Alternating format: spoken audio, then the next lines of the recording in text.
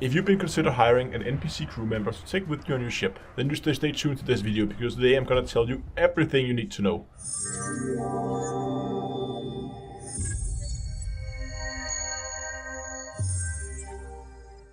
Today's video is sponsored by SecretLab. We all strive for the best possible gaming experience, but the importance of a good quality chair is often underestimated. SecretLab produces some of the most comfortable and high quality gaming chairs you can get. So upgrade your commander chair today and fly in style and comfort. Follow the link in the video description to their store, type in your height, your weight, and it will tell you which chairs fit you for the best possible seating experience. Hello ladies and gentlemen, and welcome back to Elite Dangerous Without With Astronomy. I recently hired an NPC crew member to take with me on my combat ship, and I thought I would give you a guide for how to acquire them and what to use them for. But first of all, let's talk about how you actually get your hands on an NPC crew member. First of all, you need to find a station that has a crew lounge. You'll find here in the main station interface, and at every station with a crew lounge, you have the option to buy one of 5 different crew members, as you can see here. Each crew member will have a different rank, one from harmless all the way up to expert, and they will vary in price. However, the prices are relatively low, and that's not really what you should worry about. What you should worry about is the little stat called profit share. Because you see, whenever you have an NPC crew member with you, or actually have them at all, regardless of whether they're with you or not, they will take a cut of every credit you make. That is regardless of whether it's from bounties, trade, when you sell your mining materials, sell your cartography data, whatever you do, mission income as well. If you make money, they get a cut as well.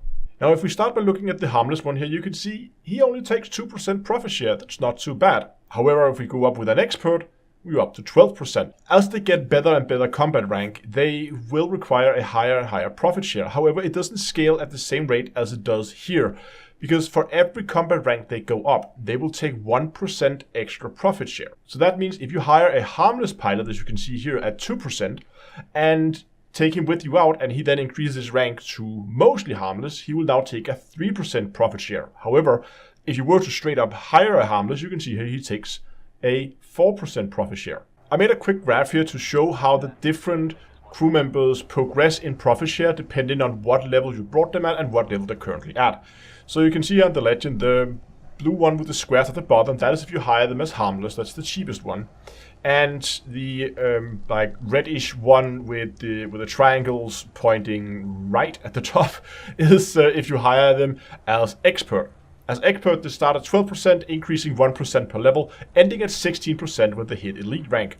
However, if you hire them all the way at harmless and get them all the way up to elite, then they will only take a 10% profit share. That is quite significant. And remember, the first ranks are really quick. I managed to level my crew member up from harmless to expert in just 3 play sessions. It doesn't take a lot of time to get them up to expert. So I would always recommend that you only hire harmless NPC crew members. Never hire them at any higher combat rank. It's waste of your money, because this is essentially 6% difference that's going to be taken out of all money that you're going to make in the future, as long as you keep the crew member around, of course. Now, you can swap the crew members between either being active on duty, or you can set them inactive so that they will stay here in the crew lounge. You always have access to your crew members. It's not like you have to come back to this station to pick them up. You can pick them up from any crew lounge wherever you want. In the past, NPC crew members would be killed if your ship exploded. That's not the case anymore. If you lose your ship while your NPC crew member is active, you're going to be able to basically pay a little bit of a fee, a rebuy cost essentially, to get them back, same character, same combat rank as they were before. But keep in mind that regardless of whether you keep your crew member inactive or active, they will take a profit share of everything. It doesn't matter if you have them with you or not, they will take a profit share. So it's of everything you do from the point on when you hire the crew member. So what are you going to use these crew members for? Well, most likely you're going to take them out in a ship-launched fighter when you're out doing combat to give you a little bit extra firepower. Now keep in mind that ship hangars cannot be fitted on all ships. Currently they are only available on the Alliance Crusader, the Anaconda, the Beluga Liner, the Federal Corvette, the Federal Gunship, the Imperial Cutter, the Keelback, the Crate Mark II, the Type 9 Heavy, and the Type 10 Defender. So you got your ship with your ship-launched fighter hangar fitted, and you set your crew member to active, and you can head out to any combat site. By going out to the menu here, you can deploy the fighter, Or you can send yourself out in the fighter, keep your crew member in your ship. They will then take control of your ship and fly that while you are in the fighter. Regardless of whether you're in the fighter or in the mothership, you can send commands to your crew member. The key bindings for those can be found in here, all the way at the bottom, in fighter orders. Even though they are labeled fighter orders, you can also use them to give commands to the mothership while you are in the fighter. And the commands are pretty straightforward. Recall, of course, calls the fighter back to your ship. You probably have to stop the ship in order to allowing it to dock. And if you're in the fighter and send the recall command, the crew member will stop the ship and deploy the ramp so you can dock the fighter and go back into the mothership. Defend will ask the crew member to fly wherever they're flying to you and defend you, so they'll be shooting at anything that shoots at you. Engage that will, of course, means just, well, fire free. Everything that's not friendly is gonna be killed, basically. I think actually it has to be hostile. I don't think they're gonna engage neutrals, but anything's hostile will just be shot at will. Attack target, which I think is the most useful one, attacks whatever target you have targeted. This allows you to focus fire together with your crew member and is probably the command I use the most.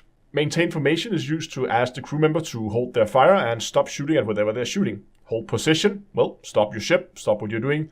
Follow me, self-explanatory, follow after you. And you can have a direct access to opening up the orders menu, which you can also open down from the menu where you also launched it. Down at the menu here, you also have access to instantly swap position between the fighter and the mothership. So if you're flying around in the fighter and the crew member has done something reckless with your ship and you need to go back in a hurry in order to save the ship, you can go down here and you can instantly swap back to the ship, swapping position with the crew member because, well, it is just telepresence. So you get back, you get access to the main ship, and can do with it whatever you see fit. So the question now, of course, is, would I recommend you to hire an NPC crew member?